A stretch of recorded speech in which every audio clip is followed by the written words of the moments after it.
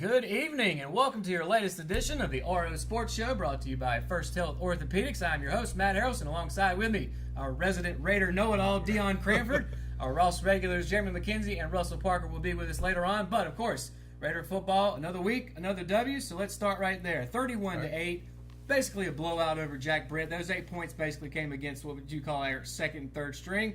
Nonetheless, a lot of offense, a lot of stingy defense. What did you take away from it? Well, once again, the defense impressed me. It's so good to see the defense do it. I mean, ultimately, that was a shutout for the starters. But all in all, they've given up 27 points in 4 games since that Wake Forest game. So they've really come alive. They're really doing well. Jack Britt, not what we're used to seeing with them. They're a bit down, and that was really evident. I don't know if you heard much about the JV game the night before, but it was 35-0 at the end of the first quarter, and it just kind of seemed to leak on into Friday night. But the thing that really impressed me, you had Bobby Terry on the sideline with an injury, but you still had 7 guys get a reception in that ball game, which is just amazing to me that that many people are actually able to get out there and get grabs. But something else that really stood out to me a lot with the receivers, before the game I'd been hearing that even though Jack Britt was a little bit down, they were still pretty stingy defensively up front. Right. So you saw a lot of the handoffs and little pitches going to the outside, and the receivers did a fantastic job blocking. I mean, several of them laid out some really good blocks in that especially in that first half. So I think all around the star of that game was probably the receivers. They really stood out, and then of course the defense would be a close second, and Caleb's always up there in the mix. So absolutely. And they're now on a 4-game winning streak, and you mentioned that the defense has allowed just 27 points. The offense has racked up 120 points on the scoreboard in that time. Everything you just mentioned, we actually had an exclusive interview with Coach Brian Till after Friday's game. We're going to kick it to that so you can check it out. Talk about your guys on offense tonight. Seemed like Kelly was passing the ball, spreading it out like he did. Good running game. Did you guys accomplish what you wanted to on that side of the ball? Well, we had to do that. They were really stacking the box like crazy, bringing really more than we had. And the offensive line had to pick up, and Caleb had to be able to stand in there knowing, hey, there's a chance to get hit because they got one more guy. Got to be able to deliver this quickly. Big adjustment too by our coaching staff to be able to put that ball in his hands because they blitzed some. They hadn't shown that zero coverage and blitz like they did tonight quite that much. And hats off to them. They took a gamble, but our guys really made it count. On the other side of the ball, I believe in the first half, you guys held them to only 42 yards of total offense. Not sure what the second half numbers were. And, of course, they got that late touchdown. But talk about your defense, how they played tonight. Well, really proud of them all year. That first unit, other than the Wake Forest game, hadn't given up a touchdown all year. I mean, other than, I shouldn't say that, Butler, they gave up 19 points to Butler. So they gave up 19 points all year. If we get that anomaly off our psyche with the Wake Forest game, bothers us a little bit. But, proud of those guys, the ability to adjust, and the intelligence by our inside linebackers. Coach Johnson's doing a great job preparing those guys, and they're doing a great job adjusting week in and week out when somebody gives us something new. They're able to make sure we're sound, and that's the reason we're not allowing a lot of those big plays and be able to stop guys on defense. And I know that to start the night, there were also some injuries during the game. And I know Jake was out, starting center. Bobby Terry, I believe, was out as well. Can you give us an update on those guys? We're thinking they're going to probably be back next week. It's just, we had to run through some protocol. We just didn't feel good about it. We're always going to err on the side of caution with our kids. We love our kids. And, no game is going to be more important than our kids. And so we said, hey, this is the smartest thing, the best thing for those kids. The next guy, get ready. Big hat off to Skylar Stanridge. Moved from defensive line to backup center this week. Okay. Bryson Sanders, who had moved up while Jake was there, gets hurt. And like the first drive of the game, gets poked in the eye, swollen up. Skylar plays probably 60% of snaps tonight, 70% of snaps at center after only working it this week. All right. Absolutely impressed by that young man. Homecoming's next week, playing Hope County at home. What do you guys need to do to avoid all the distractions that come around homecoming and everything that comes with it? Well, you just got to realize it's not about us. It's not. We're supposed to play selfless. It's about those folks who are coming back. It's about the alumni. It's about those. Our job is the football game. They're going to be here to do all that other. Our job's the football game. We got to focus on that. So obviously there was a lot to take in there. Coach had a lot to say. There was also a lot of highlights put in there. One name that I want to bring up that I haven't heard all year, perhaps you have, but Gavin Russell. And I mentioned this to Coach at halftime. He was kind of a small secret weapon Friday night, wasn't he? Yeah, he was. And I've heard of him, but I again, with a team this deep, right. You're going to have those names week in and week out pop up. And not to interrupt you, but aren't those the kind of guys you need to make a playoff push later on in the season? Absolutely, yeah. you know, the key is, you know, these teams week in and week out are trading films. Right. They're looking at these players. They're looking how, and even Coach Till mentioned that even a lot of what Jack Britt did was different than what he saw in the films. So anytime you can have guys like that don't really aren't really those guys that are making standout plays every play, can come in and make some big plays unexpectedly, it's going to throw your opponents off. So. Absolutely. And speaking of big plays, of course, on the highlights there, we saw a couple of big runs. Talk to us a minute just about, you know, the offensive line play. Jake Ransom, the starting center, was out. Didn't really seem to phase him at all, though. No, it didn't. I think the offensive line did a good job again. I think, you know, I mentioned before that, you know, at the beginning of the game, it seemed like Richmond was attacking the outside. You know, they were running to the sidelines on just about every running play. And, you know, again, the receivers did a good job blocking. When they decided to switch it up and attack the center, and I think the first time they ran a play up the middle, Covington, I don't know, it was a big game, 15, 20 yards, something like that. You know, by spreading that defense out, the offensive line really got that push they needed, and it really opened up a big hole. And you know, when you're versatile like that and you can keep the opposing defense honest, you know, again, what I love about the mentality of this team is it is a team sport. We're not focusing on just offensive line. We're not focusing just on running backs. We're not focusing on receivers. Everybody's really stepping up and making each other look really good. Yeah, they are. And that's how you win championships. So. Absolutely, and hopefully that'll be in our future this year. But one more thing. So we've talked about defense to start off. We talked about the offense, obviously. Special teams is the third of the trifecta, if you will. We also saw on the highlight there a muffed punt, I think it was, that we were able to recover. So how important will special teams be moving forward? Well, I mean, it's funny. We've been saying for years, a lot of your best teams in the state seem to be so strong on offense and defense, and special teams just seems to be a weakness. You know, I mean, how many you look at teams like Butler and even some of the Independence teams back in the 2000s, they couldn't punt. Well, they didn't have to. Right. They couldn't punt. They couldn't kick field goals. And then you look at this team, and I mean, the special team, the punting is just amazing. I don't want to see us punt very often. Sure. But when Richmond has had to punt this season, I mean, you know, we've had games where the punting average has been 40 plus yards. You know, and that, you know, when you make the other team have to go the length of the field every time, you know, it's going to hurt them, and you're going to win some games. But the kicking team, the coverage teams had some issues. We've had Richmond's had some good returns by the other team, but again, the defense has usually stepped up and made up for that. So absolutely. So continuing what will hopefully end with a state championship, being an 8-year. What do we have to look forward to with Hoke with this weekend, or this Friday rather? I don't know. Everybody's coming to me about the Hoke County game because Hoke took Scotland into overtime last week, and you know, this week is interestingly enough going to answer a lot of questions. First of all, Hoke's got a new coach this year, Coach Small, I think it is. He played for the New York Giants, but he was also a former Hoke Buck, and he's really got a lot of spirit going into this team and is really trying to turn it around. I had a chance to listen to him talk a little bit at the preseason media day, and I like that fit there. That's going to be a good fit for them, and if there's any chance of turning that program around, he can do it. But again, you're talking about a program that's on a 2-season losing streak right now. Yeah, they took Scotland into overtime, but we all know Scotland's got some issues. So this Friday night, you got Richmond and Hoke, and you got Scotland and 71st, and we're going to find out if last week was a bit of Scotland being down or if Hoke's actually stepped their game up. I'm not expecting much of a game, to be honest. You know, I do think Hoke has improved. I think they've not only improved since last year, but they've gradually improved as the season's gone on. But they're not going to be a team that's.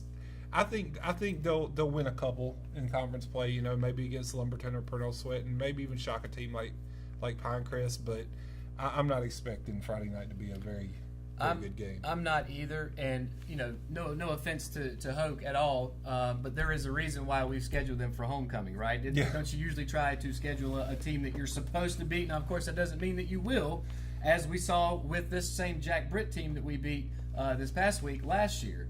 a team that we should have beaten that didn't happen. But so you're expecting Raider victory tomorrow night? I am, and just on that note, Hoke's homecoming game was last Friday against Scotland. So you talk about a team can step up during homecoming.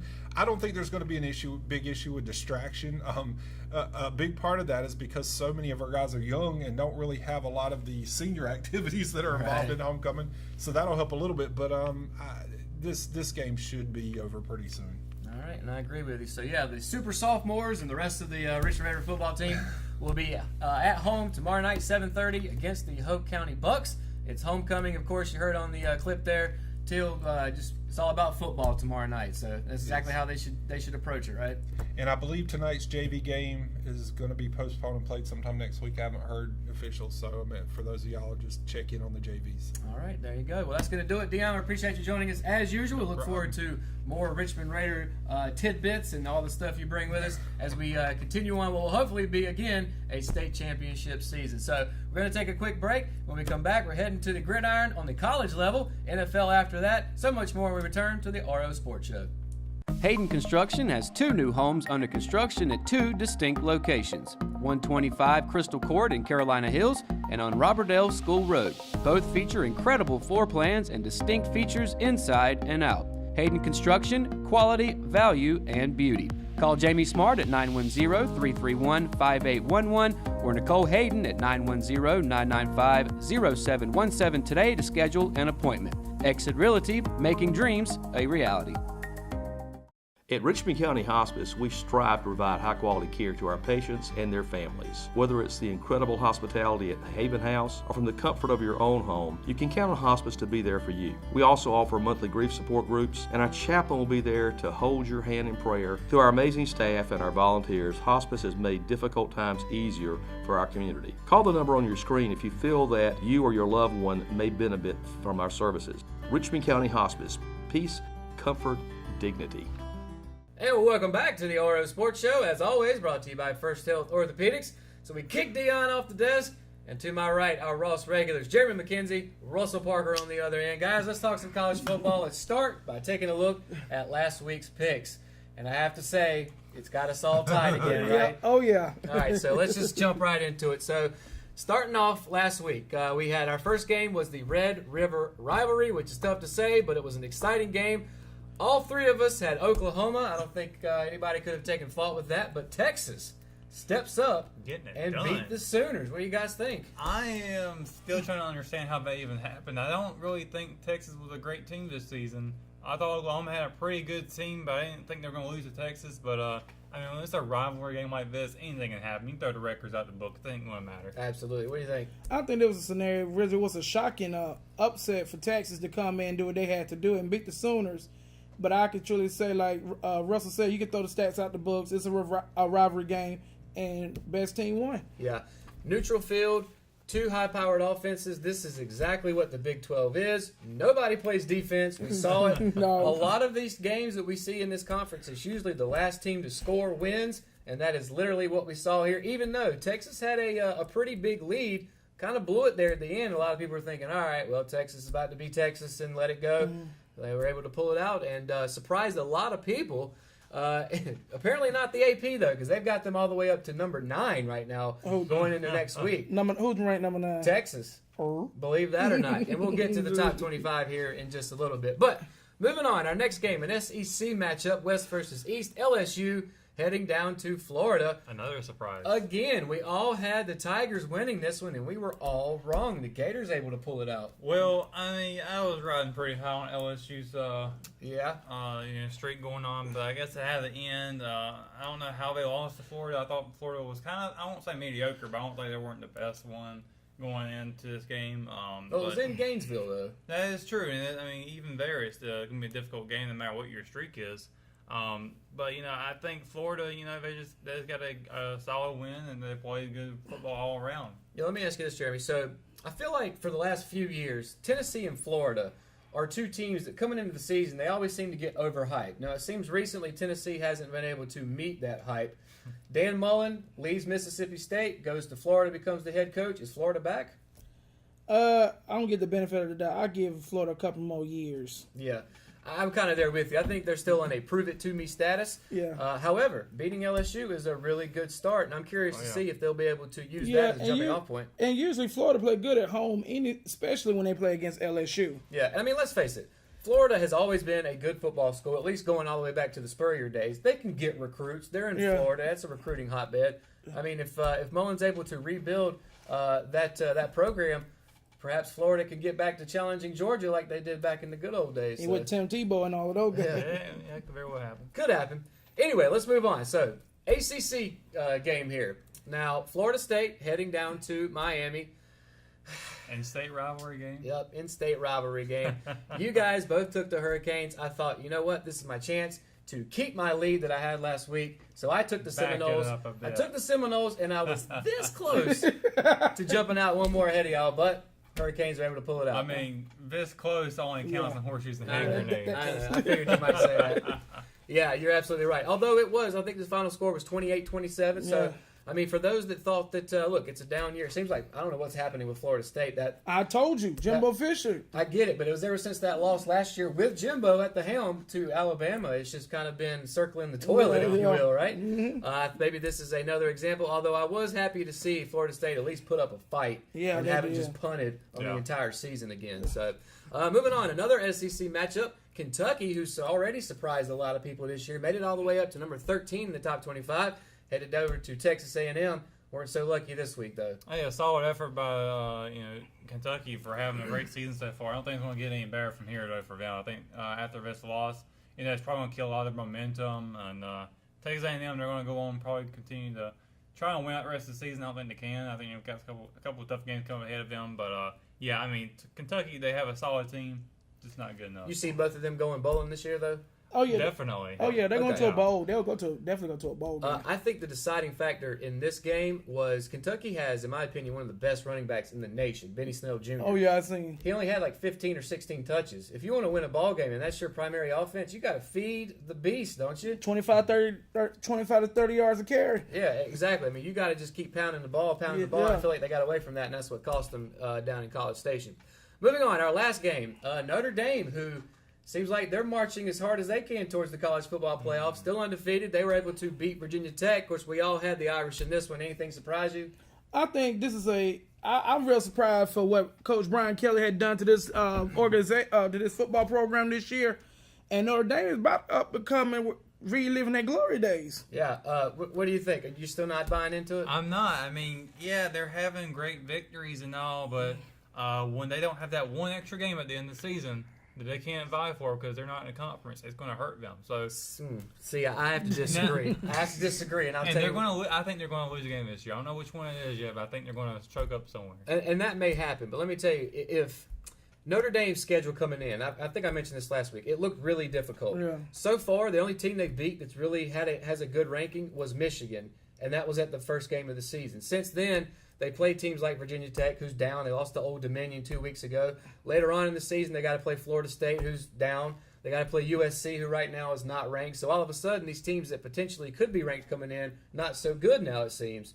But if at the end of the year you've got an undefeated Notre Dame team and you stack their resume, whatever it is, against a one-loss Big 12 champion, I still think Notre Dame gets in on prestige alone. And that will be the only way they would get in, because if we seen last year, USC undefeated, they didn't get in. Notre Dame would get in because of their name, which is completely unfair. And that may be, but that's the landscape of college football right now. Now, let's move on and look at our locked in. I had Colorado, who came in at number 21. They beat Arizona State, so I got that one. Jeremy, you had the Buckeyes over Indiana. They took care of business. I mean, what do you say about Alabama and Arkansas? I mean, Bama's just hitting on all cylinders. I'll say this. Bama's got to step up their defense. Why? Because they gave up 31? They gave up so many points in that game. They got to step that up for the rest of the game. They're going to play rest of the season because they're going to play big teams coming up. LSU, Auburn. They got big games coming up. They got to step up. You know, sometimes I wonder if like the players on the Bama team give up 31 points on purpose so Saban will have something to complain about. Well, that could very well be the case. And then taking a look at our upset picks from last week. Again, we got to get better at this, guys. None of us got any right. I thought maybe Maryland might be able to beat Michigan. That one wasn't really close. Georgia Tech, sorry, buddy, they beat the brakes off of Louisville, rather. Same thing for Clemson. Thought maybe after the Syracuse close call that Wake Forest might be able to handle that, and ended up being 63-3. So that was over before the bell rung. So let's scratch all of that, and let's move forward to this week's picks. Looking at Week 7. So, Georgia, LSU, huge matchup. Oh, yes. Let's start right there. Jeremy, you and I are taking the Bulldogs. Oh, yeah. Russell, though, going with the Bayou Tigers. I still think LSU is a very well-organized team this year, and I think I've already said at the beginning of the season that Georgia will lose one game, as would Bama, but I'm not sure about Bama anymore. Georgia, I still think they will lose one, but not to Auburn as predicted. I think it'll be LSU in this game here.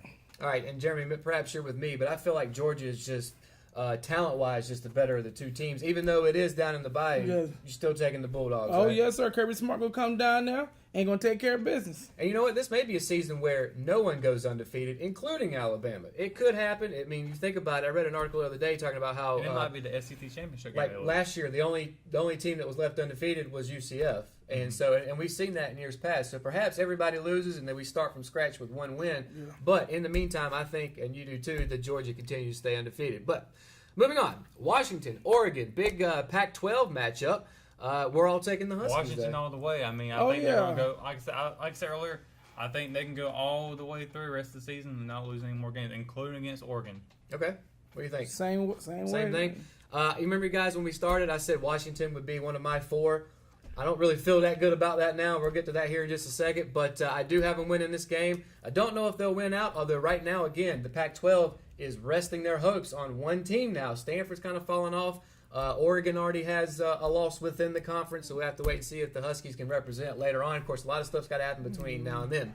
Another big matchup, Big 12, Michigan State versus Penn State. And we're all in accord again, this time taking the Nittany Lions. I mean, I know they lost that one game to Ohio State. I don't think it's going to take anything away from them. No. I think they're going to continue on fighting hard. Yeah, that was a very close game. Could have gone either way. Yeah. Penn State probably should have won, especially being at home. Nonetheless, Michigan State seems to be down a little bit this year. Correct me if I'm wrong, but didn't they just come off of a loss to Northwestern? One of those teams. That's why they're not ranked anymore. Yeah, I know they lost somebody they probably shouldn't have lost to. Yeah. And I think, of course, with them being in Beaver Stadium, I think we can all agree that the Nittany Lions is the pick there. Now, on the other flip of the Big Ten coin, we've got Wisconsin, we've got Michigan, both ranked. Wisconsin coming in at 15th, Michigan coming in at 12th. Now, this is where we separate a little bit. Russell, you and I are taking the Badgers. You got Jim Harbaugh. You brought him up on purpose, right? Yeah, because I think this is going to be a situation where Harbaugh, this is like the saying goes, it's just a win or lose situation for him, not only for his security of his job, but I think this is going to be a situation where he has to win this game because in order to at least be qualified for a bowl. Okay. I'm going to say that Harbaugh is the reason why they don't win because it seems for some reason he can't win the big games. I don't know what it is, but this is another scenario. I think Wisconsin's a pretty strong team overall, and I don't think it's got a lot to do with Michigan's mistakes, but I think the Badgers, they have a pretty strong team overall that they can go in and have a solid effort of this game and win. Yeah, and we'll have to wait and see on that one. And then finally, going back to the Pac-12, Colorado, who is still undefeated, actually, is going to USC to play the Trojans. But we're all in agreement, even though Colorado is the favored team, I guess, as far as record and the ranking, we've all got the Trojans winning. I mean, it's going to be hard to win in Southern California for that game, so I got to go with Trojans on that one. Yeah, and I feel like USC is one of those teams that has talent every year. I mean, going back to Pete Carroll days, so I'm with you guys. I think that Buffalo finally gets their first loss. USC is nowhere near as good as the team that you see right now in the top 10, but I think they're good enough to beat Colorado for sure. Well, we shall see. And then, guys, let's hit our locked in. So I went a little bit out of the box this week. I'm taking Boise State over Nevada. Neither team's ranked. Boise State was ranked earlier in the year. That's who I'm going with. Jeremy, you've got the Auburn Tigers definitely beating the Tennessee Volunteers. Oh, yeah. And then, Russell, you're taking Virginia Tech over North Carolina. So just being honest. I think that's what's going to happen. Hey, man, I mean, I've got no leg to stand on at this point. And then let's take a look at our upset picks. I'm taking Virginia over Miami. This is in Virginia. Miami's coming in ranked, but Virginia always seems to give the Hurricanes trouble for some reason. But the Virginia team this year has been pretty solid. They definitely are on the up and up. Now, ECU, you've got them beating Houston. We're looking at the probabilities. 88% that Houston wins this game. Of course, Ed Oliver, one of the top players in the country. Yeah. But you think the Pirates have a shot? You never know what's going to happen on that field. That's right. You're absolutely right. And it's in Greenville. And then finally, the same pick that he's got for locked in, you've got Tennessee upsetting Auburn. Yeah, I think this. I personally hate this game because my two most hated teams in my mind for me. So I hate Auburn more, so I'm going with Tennessee. There you go. All right, and so that's going to do it for those picks this week. Now I want to get your guys' big man on campus. So who you guys have for your top performers this week? I got Dwayne Haskins, the quarterback from Ohio State, who played a great game against Indiana last week, had a 455 passing yards with 6 touchdowns. Yeah, 6 touchdowns. No defense played by Indiana in that game. And we were talking before we came on, he should be in the Heisman talk, right? Yes. All right, who you got? I got Felipe Franks, the quarterback from Florida. I mean, coming in and defeating LSU like they did, obviously he's probably the leader of that whole game. You think of the quarterback as always the leader of the team, so he's probably been a lot of big talk down there in Gainesville. And he has been through a little bit of a roller coaster in the Florida program. He used to sit behind a guy by the name of Will Greer, who may sound familiar to those watching and listening, who's the starting quarterback and Heisman frontrunner, at least right now, at West Virginia. So Felipe finally gets his shot. Perhaps he's going to make the most of it. My big man on campus is Sam Ehlinger, the starting quarterback for the Texas Longhorns. Of course, they had that huge victory, 48-45 over Oklahoma. He was 24 of 35, 314 yards, and 2 touchdowns. But I'm not done yet, because he also ran for 72 yards on 19 carries and had an additional 3 touchdowns. So not quite Haskins territory, but 5 touchdowns altogether. So that's our big man on campus. And then finally, guys, before we go to break, obviously college football playoff not here yet, but the first rankings will be out very soon. Who's in your top 4 if the season ended today? I would say Alabama, Ohio State, Georgia, Notre Dame. In that order. In that order. Oh, where's Clemson, my man? Clemson ain't going to get in it. Okay. All right, so now that's who you got. So I've got Alabama number 1. I think it's a surprise. Okay. Ohio State number 2. Oh, okay. Georgia number 3. Number 4, Clemson. I still got them in there. I know you're probably surprised by that. Not really. And my bottom 2, I did my bottom 2 here. West Virginia and Washington. Okay, so you got Washington. You left Notre Dame out. I did. All right, well, that's okay. My top 4, Bama. I don't think we can say anything else except them. They should be number 1. I've got Georgia still at number 2. Simply because I don't think they've really beaten anybody of substance. Of course, I don't really think Alabama has either, but they haven't lost. They were at the 2 spot to begin with. Keep them there once they jump Clemson, which I didn't agree with, but we're past that now. Number 3, I've got Ohio State, simply based off of that win over Penn State at their house. And then number 4, I've got the Clemson Tigers because the ACC needs to be in there somewhere. As far as my 2 on the outside looking in, I've got Notre Dame 5, West Virginia 6. So, Notre Dame, if they continue to win, perhaps one of the ones in front of them loses, we could see a different scenario. Same thing for West Virginia because Oklahoma kind of blew their chance a little bit, didn't they? Yeah. West Virginia's in the driver's seat as far as the Big 12, and so is Washington for the Pac-12. So they're going to have to keep winning and hope somebody loses in front of them. But that is the madness. That is college football nowadays. Right? And, of course, we're excited for every bit of it. And next week we'll continue these picks. Look forward to the week after that. So on and so forth till we're done with this year's season. And the Tar Heels have a national championship. Oh, yeah. We're halfway through the football season in terms of regular season. You guys totally missed my Tar Heels championship speech there. I meant basketball. Anyway, so we're going to take another commercial break. When we come back, we're going to take it one more step up on the gridiron to the NFL. Take a look at the Panthers game. Unfortunately, the Redskins game this past week. And, of course, coming up this week, Panthers versus Redskins. We'll get into all that back. Absolutely. All that more when we come back to the RO Sports Show. At Kyocera, we see your company differently. We see your documents, how they're accessed, what it takes to keep them secure, and how well your workflow is flowing. Kyocera helps your entire document infrastructure run more efficiently, securely, and cost-effectively. And what we see is an opportunity to integrate all of it.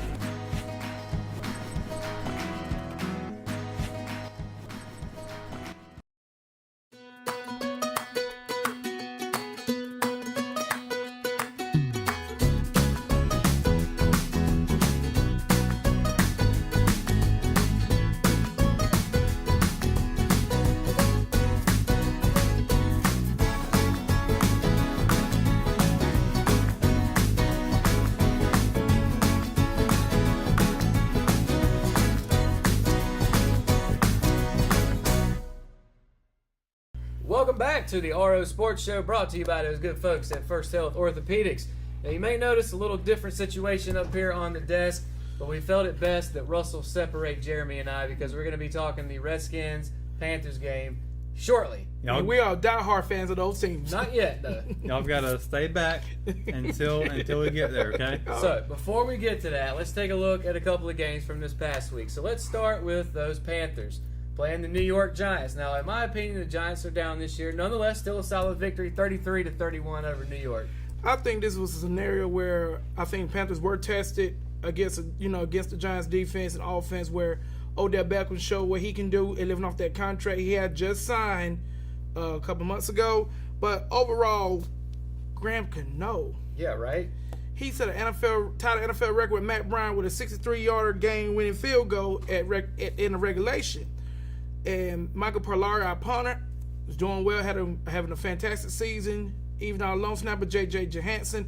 I think in this game, the special teams did step up on this one. And also Cam Newton had another excellent game with 237 yards, 2 touchdowns with 2 interceptions. And Mike Adams, I call him the old father time. It seems like every time he goes to a team, he just like the foundation of youth just keep coming at him. And he always coming with big-time interceptions at crucial moments, which he got 2 picks off that game. Yeah. One thing that I took away from the game, Odell threw a touchdown, didn't he? Yes, and I was like, in that trick play, he come around that play action and then threw it to my man over Russell Shepard. But it just goes to show you, though, the kind of season that the Giants are having when they get beat by NFL record-tying field goal, 63 yards. Man, that is deep, though. Yeah. Sorry, go ahead. Because we were looking at it from a scenario, I was praying, please make this. Yeah. Please make it. I'm sure. And overall, he made it in. Yeah. So, another victory for the Panthers. So, what does that make y'all? 4-1, and this coming week, we will have Thomas Davis back with us. Also undefeated at home, I reckon. I just realized that they haven't lost a home game yet. Yeah, and another thing that I know, simply because he's on my fantasy team, you know who else is back for you guys? Who? Greg Olsen. Oh, yeah. Now, I don't know, you're not going to have a 100% Greg Olsen, but you know what? A 50% Greg Olsen is better than half of the tight ends in the league, in my opinion. So that's something that we're going to have to deal with on Sunday. But before we get to that, I know we keep previewing it. Redskins, Monday night. Saints, not good. 43-19, and not the way I would have wanted it to go. Skins, I figured this was going to happen eventually. It seems like we're on our way to another 7-9, 8-8 season.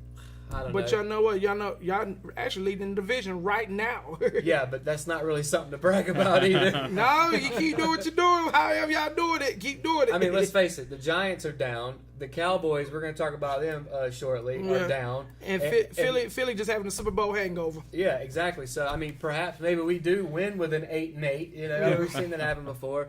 But Monday night's game, I think it was all about Drew Brees, right? Yeah, he achieved a milestone where he passed, broke Brett Favre's record. Yeah, I know it was Peyton Manning's Peyton Manning for NFL all-time passing leader. Yeah, and which is a huge accomplishment, and we've still got like at least half a season left, and he could just keep padding on. So yeah, he's already going to Canton in the next 5 years. Oh yeah, no doubt. But I think this year, I mean, he talking about the fountain of youth. I mean, he has a good shot at getting to a Super Bowl this year, don't they?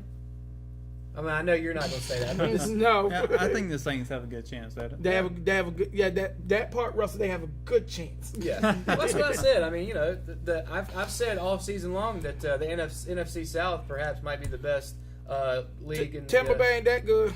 Yeah, I mean they're not terrible. They've all won at least. Well, actually, Atlanta's only won one but game. This is the problem I have with Tampa Bay. Since that Super Bowl win in 2002, they get big time players and always have the talent, but they can't get over the hump. Yeah, I think a lot of that might be quarterback play, if I'm being honest. Fitzpatrick was kind of just a plug-in, if you will. Yeah. Jameis Winston will be back for them. We'll have to wait and see what he does. But I don't know. I'm just not expecting big things from Winston for some reason. But no, because I think this is a scenario with Winston. This is going to be a win. You got to prove yourself for this year and stay out of trouble, or I think they're going to start looking for another quarterback in next year's draft. And I wouldn't blame them. Yeah. But, when the Atlanta Falcons, who, in my opinion, are a really good team, are your last place team, I mean, to me, that just shows you how deep the conference is. Yeah, Personally, so. yeah. So I look at it as a triple threat, pretty much between Carolina, Atlanta, and New Orleans. Yeah. So you still think Atlanta's got time to get back up the rankings? Yeah. Yeah, I think there's still perhaps a little bit of time. Of course, we'd have to take a look at their schedule. By the way, Tampa Bay and Atlanta play this week, so that's going to have a lot to say. Go Tampa Bay, help us out. I bet you would say that. Actually, no, Atlanta's underneath them, so you want Atlanta to win, so they're both even in last place. All right. I'm trying to keep Carolina up top. All right. Wherever we get. By the way, as far as my division is concerned, Philly and New York play this week, and I'm pulling for the Giants because right now Philly's 2-3, the Giants are 1-4. I'd rather them both be 2-4, and we stay a game ahead of them. So, Yeah. But we also had our game of the week this week, which was the Jags going to Kansas City to play the Chiefs. Chiefs staying undefeated, man. They're hitting all cylinders. Patrick, They are on fire. Yeah. Patrick Mahomes, if they don't get that man MVP this year, I can truly say that was rigged. Yeah, and he's at least midseason MVP. Yeah. A lot of things could change, but as of right now, I think he's top player in the league, and they won 30-14 against a pretty good Jaguars defense. Oh right? yeah. So, let's move forward. This week, Sunday, 1 o'clock, in Washington, Yeah, we gotta go to your house. Carolina is coming to D.C. to play the Skins. The dead skin country. Now, obviously, this is going to go without saying, but who you picking, man? I'm going with Carolina on this one. What a surprise. This is my daddy's team too. We will make a bet this coming Sunday. So Oh, he's watch a Skins fan? Yeah, he die hard. Oh, my man. So what happened to you then? I can't tell you that. I can't put that on there. Well, you know what? See, the deal with your dad is the same thing with my grandfather. He was a diehard Skins fan. He's passed away now, but that's why I'm a Redskins fan. So when the Panthers came along, I was like, you know what? Forget that. I'm not going to ditch my team just because there's a hometown team. So I stuck with them. Same reason if just to talk about baseball, if Charlotte got a Major League Baseball team, I'd still be a Braves fan. Oh, that yeah. kind of thing. But so obviously you're taking the Panthers, but why you think they're going to I be think able it's to gonna go be a in there and scenario. win? I'm gonna say for a scenario for defense on Panthers, they doing second to none playing games. I think Dante Jackson's doing excellent. Mike Adams, even the addition of Eric Reed coming in. I think, and with and also Thomas Davis will be coming back from the 4-game suspension. I think that's going to put our defense to a whole nother level where we could put more pressure on Alex Smith, shut down Adrian Peterson, even pretty much where y'all got Paul Richardson, Jordan Reed, Vernon Davis at your tight end and wide receiver positions. I think we just have to put more pressure on Alex Smith to make plays, and we can cause them to have turnovers. I see in Carolina, I think we're just going to do a lot of running with McCaffrey, with C.J. Anderson. And I see Curtis Simmons stepping up, coming from illness, even with Funches coming on his own. But I always say, I wait to see what DJ Moore going to step up and what he going to do. All right. You want to get in on this circus?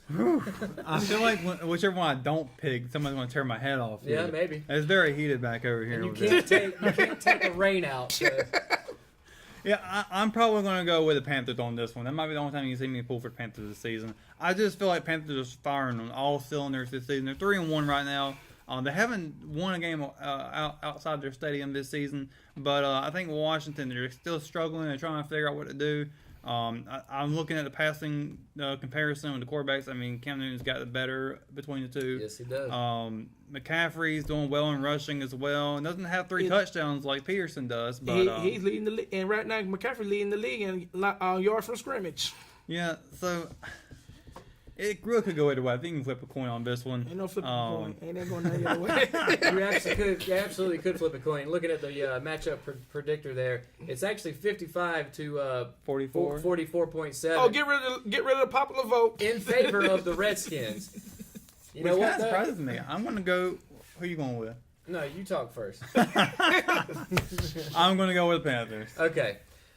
I'm gonna tell you. I'm gonna do this 2 ways. One is I'm going to take the Skins with my heart You got to pick one. and say, that I want them to win, but I'm going to take the Panthers to win, and for all the reasons you guys just mentioned. Adrian Peterson has 3 touchdowns. He got most of those in the first couple of games. I feel like he's kind of dropped off a little bit. Maybe you've seen some chinks in the armor.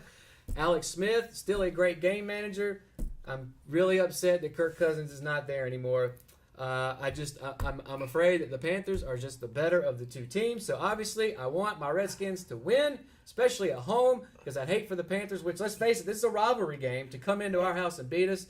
but I have to take the Panthers. And even Josh Norman get to face his old team. Yeah, we may see a couple fights. 'Cause you know how he likes to mix it up. Yeah, oh yeah. Maybe, I'm gonna flip mine now. The Redskins. Redskins needs a pick on this. Oh God! If you here can't we pick your go. own team to win this with confidence. Look, man, being on this sports show, that's why I said it the way I did.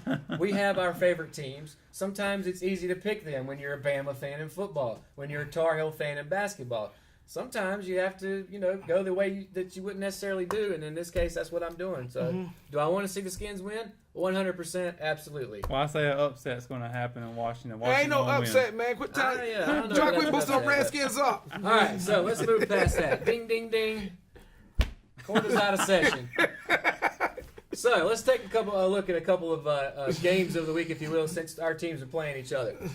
Chiefs versus the Pats. So we just got through talking about how great Mahomes is, Tom Brady, perhaps greatest of all time. Now this is the Sunday night game at 8:20. I'm gonna be home before this anyway. I'm going with Kansas City on this one. I think this is where Mahomes gonna show his true colors, what he can really do, and he gonna show the world that I can beat Tom Brady In their house. in their house. All right. The best team versus the best player. The best team's going to win this. Kansas City. Wait, which one's the best team? Kansas City. And Tom Brady's the best player? Yeah. See, I think Kansas City has both right now. That part, yeah. You can make a case for that, certainly. However, I'm taking the Pats. In Gillette, at home, Tom Brady's going to do what Tom Brady does. Gronk's going to do what Gronk does. The Pats, it doesn't matter who's wide receivers, who's playing and running back. Yeah. They just seem to plug these guys in. They win Super Bowls. That's what they do, or at least get to Super Bowls. I think this is the end of the road. Staying undefeated for the Chiefs. Nobody wins every game, and I think this is a good chance for the Chiefs to finally find a loss and realize where they stand in the hierarchy of the NFL. Of course, could be wrong, and it probably will be. Last game here. Wanted to throw this in there because we haven't talked about Cleveland in a while. 1 o'clock on Sunday as well. Chargers headed to Cleveland to play the Browns. Who you got? I got the Chargers. I see Melvin getting another pick and another sack. Go Melvin. That would be good. I'm going with the Browns on this one. I'm going to take the Browns, too. and I hate to say that because at the start of the season, I picked the Chargers to actually get to the Super Bowl. Now, maybe that's not going to work out. Maybe it still will. I don't know. But you had the Browns getting in the playoffs. They just beat the Ravens. They've got how many wins now? I don't have it sitting here. Actually, they're 2-2-1. 2-2-1. So they're at 500. I mean, theoretically they could For still, the first time in over 20 years. and they just beat the Ravens, who were in first place. So now they've separated. That separation that was between them is a little bit less now. There's a chance Cleveland could get in. Yeah, but see, you gotta get through with Pittsburgh and Baltimore first. That's true. That's true. And if Pittsburgh has Le'Veon Bell at that point, that's a whole different beast, right? Yeah. And that's what we're going to talk about next, real quick. So Jay Ajayi from the Eagles, their starting running back, tore his ACL. He's done for the season. Should the Eagles trade for Le'Veon Bell? Yes. All right. Yeah, I think so, too. All right, if he's not an option, let me throw one more name out you. Shady McCoy, LaShawn from Buffalo. Should they maybe let him go? Because Buffalo's done already. Yeah, I think this will be a scenario with when the trade I like to see Shady McCoy go back to Philly and do the work. Right? I think that can definitely Yeah, they'll probably welcome him back with open arms. I'm sure they would because he had He had a good career with them anyway. Absolutely, he did. And then finally, before we move on to NASCAR, Jason Garrett. Oh, poor Jason Garrett. Let's talk about the Cowboys.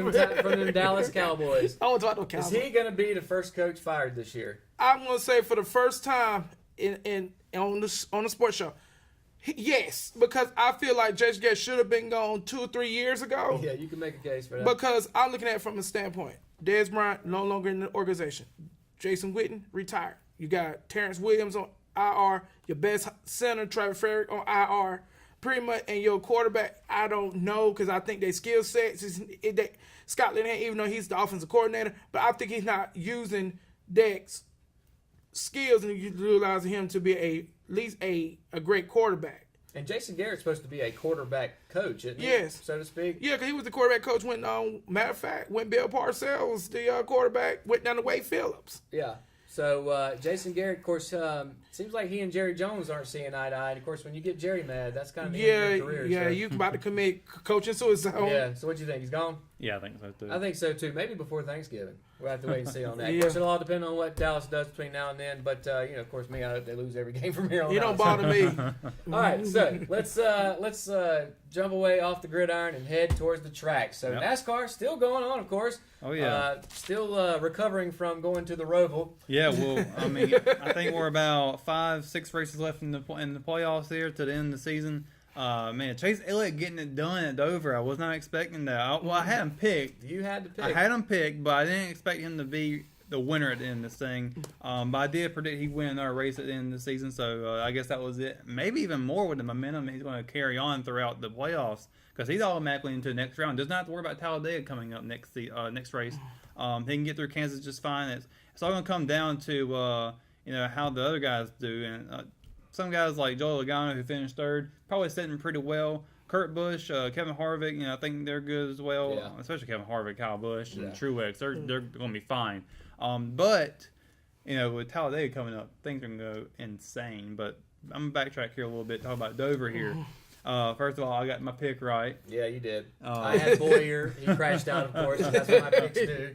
And I picked Kyle Busch. I picked Yeah. Kyle. How he do? I think he finished 19th. He had a pit road violation. I Okay. think he sped on pit road or something like that. So bummer. he didn't finish too well. But actually finished 8th, so he did finish quite well. Okay. Clint Boyer, of course, wrecked out towards the end of it. But him and Harvick and the Storehouse team, they dominated for the most part of that day.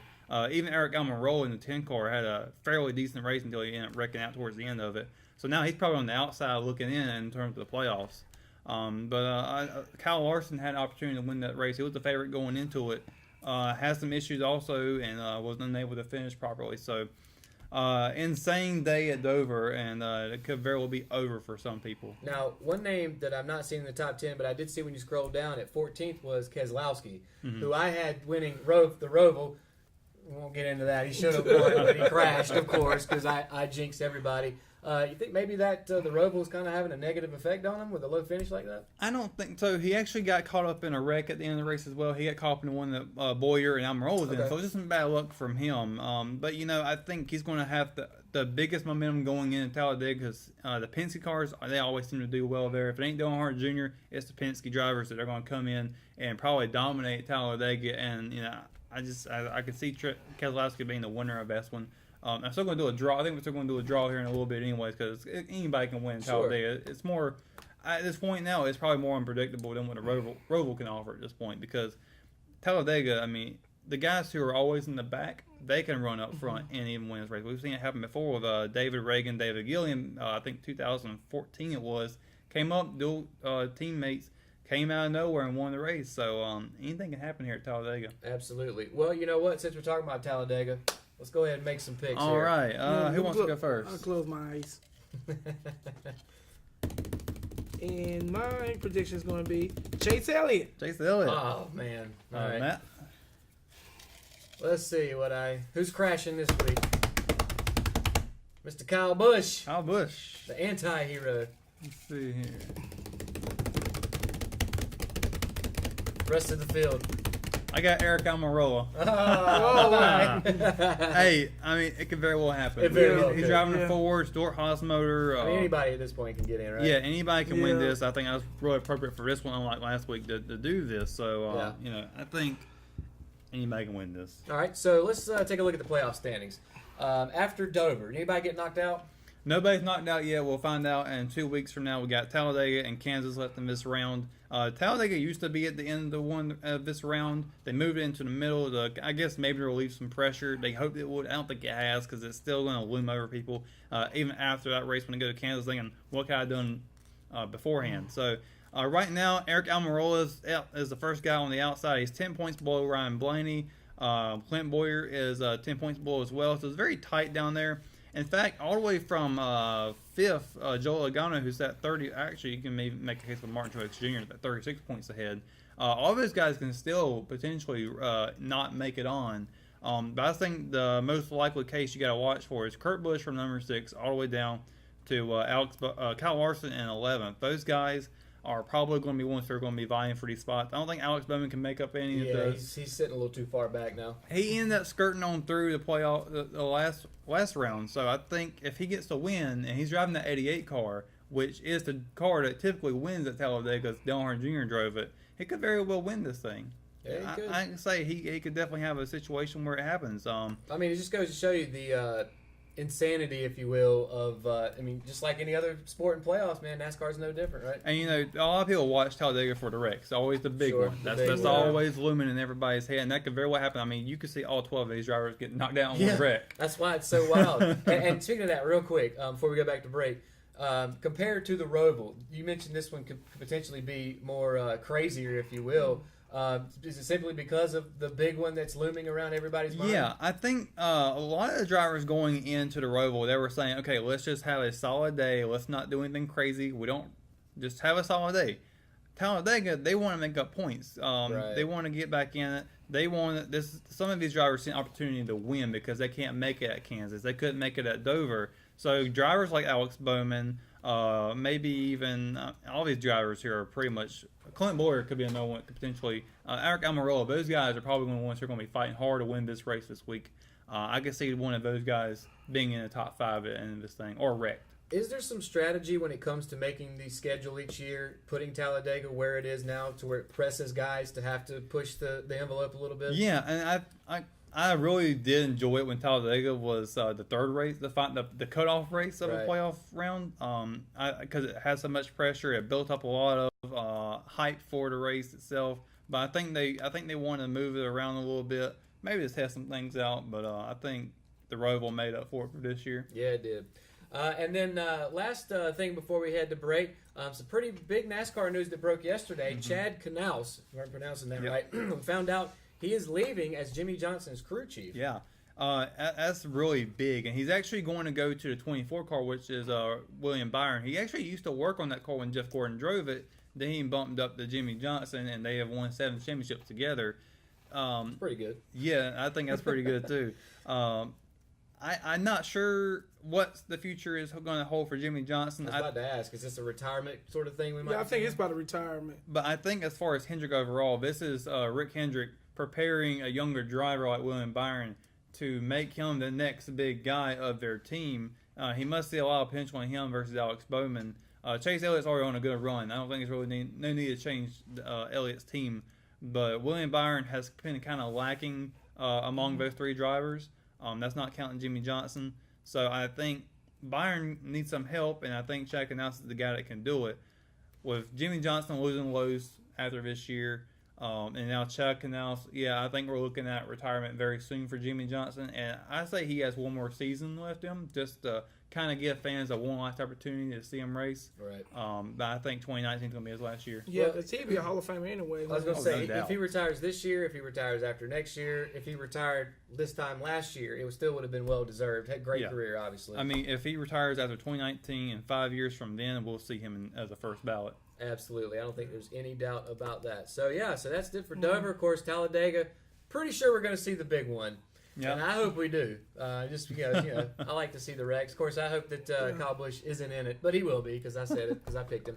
But that's going to do it for the NFL and NASCAR. Going to take another quick commercial break. When we come back, we're going to finish it up kind of the same way we always do. We got Hot or Not, one of our newer segments, Athletes of the Week, so much more on the RO Sports Show. McNair Auto Sales is the place to buy your pre-owned car, truck, or van. To be the best, it takes big selection, friendly staff, and great pricing. We guarantee a no-hassle buying experience, and financing is available right on site. So come see us today. We're located at 1026 East Broad Avenue in Rockingham. And remember, with over 40 years of experience, you know McNair is the name you can trust. Willow Tree Antiques and Gifts is all about rustic home decor and gifts. You will always find a variety of unique antiques, vintage, and new items in our shop. Come and see our selection of housewarming, new baby, and wedding gifts. For the man in your life, we have many collectibles, Boker knives, and leather. And ladies love the jewelry, purses, candles, hats, and t-shirts. We also offer a 30-day layaway program. Come and experience shopping at Willow Tree Antiques and Gifts.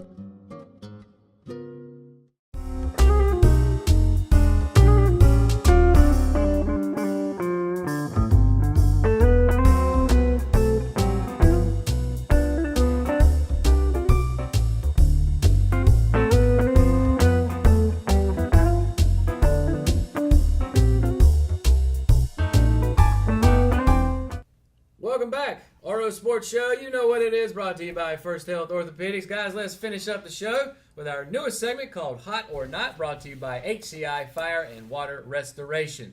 Don't you love the heads on that graphic too, by the way? Yes, I guess I do. The floating heads. All right, so who you got for Hot this week, Russ? I've got JV football, who is they got 24 straight victories now, and they defeated, I forgot who they defeated, but it was Jack Britt. Jack Britt, 42-6. Yeah. So 24 straight victories. That they are definitely hot right now. They're on fire. Yeah, and as Dion mentioned earlier in the show, that score was 35-0 in the first quarter, so it was never close. By the way, since 2011, the JV Raiders have gone 67-4. That's Alabama territory. All right, who you got for Hot this week? I want to congratulate Richmond Senior High School's own Dante Miller, and also play for Columbia. He is, for the second straight week in a row, he is the Ivy League Rookie of the Week. When he was playing against Marist on last week, he rushed for 80 yards or 18 carries. I mean, the man just hot all around, and I think he's getting that exposure. Yeah. And I think, from my understanding, looking at a post from his mother, he is on ESPN right now. Doing big things in the Ivy League. Oh, yeah. My Hot for this week goes out to the Redskins killer this week, Drew Brees, for becoming the all-time passing leader, passing Peyton Manning. And congratulations to him. I hate he had to do it against my team, the Redskins. But nonetheless, great career, and as we've already mentioned today, first ballot Hall of Famer all the way. Oh, yeah. Flip the coin. Not. My Not is Mike Stoops, a former defensive coordinator from Oklahoma Sooners. I think that's the last time we're going to see Stoops in Oklahoma. So, Could be. Yeah, obviously they don't play defense very well at all in the Big 12. No. And no surprise there. Maybe they're finally trying to work that around. I guess. It seems like most D coordinators have a tough time in the Big 12. Yeah. Who you got for Not this week? I got for Not is Minnesota Timberwolves forward and guard all-star Jimmy Butler. He comes back. He had a heated first practice with Tom Thibodeau and them. And, you know, with this situation, Jimmy Butler, all-star guy, he's on the trade talks right now. Man, just save yourself a lot of time and stress and just go get traded, man. All right.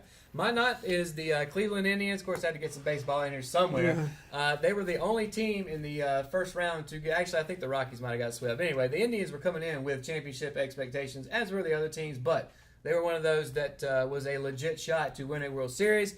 So they went into the first round, got swept by the Houston Astros, and they're out. So that is going to be my Not for this week, and they're going home.